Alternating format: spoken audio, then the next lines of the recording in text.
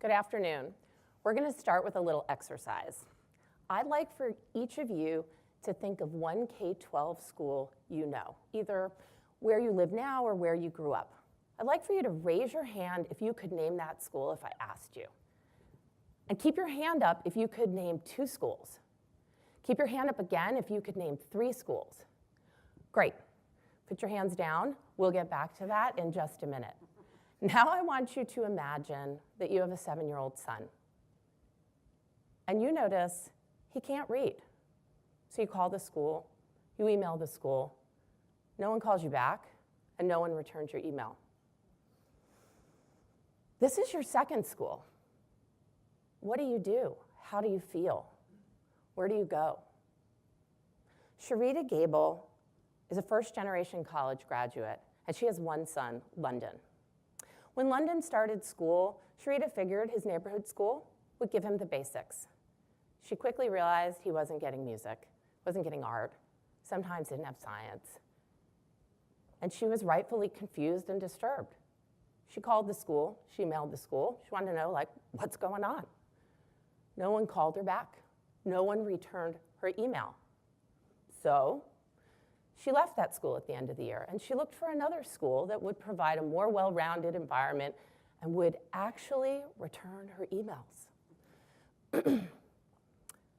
She realized that Brooklyn wasn't thriving in that school. Sorry, London. Like Brooklyn, London. He wasn't thriving in that school.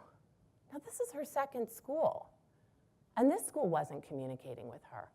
But this story isn't that Sharita was moving to find a school. When you talk to Sharita, she would tell you she was very concerned that something was wrong with London and that she, his mother, she was failing him. Now, Sharita's fear is every parent's fear, right? That we're going to fail our kids when it comes to the big stuff.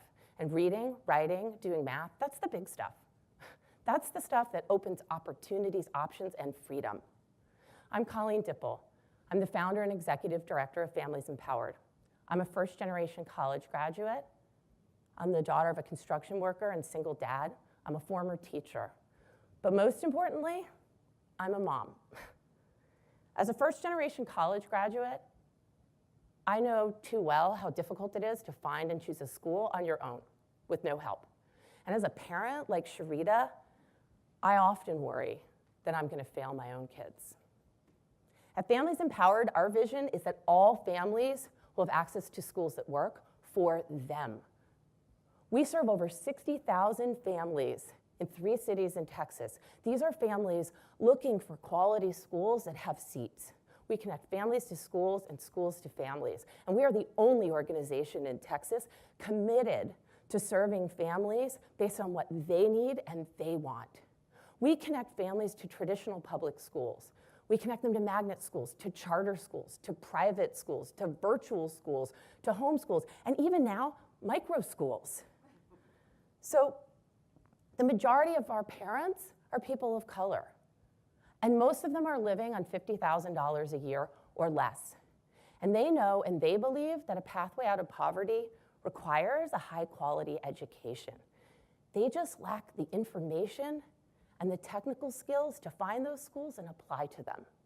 And that's where we come in, because we know that the school choice decision, it's particularly personal for parents. So we meet parents where they are, and we give them information that they can use to create a clear pathway to find a school. How do we do this? Well, we host events where we bring schools and parents together so they can talk to each other. We send over 1 million emails a year. We send text messages. We send postal mail. That's still a thing.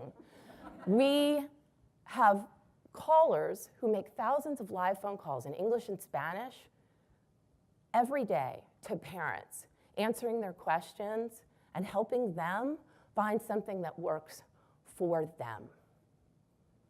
So I'm going to get back to the exercise we started with. 82% of our parents could not do what most of you did with relative ease.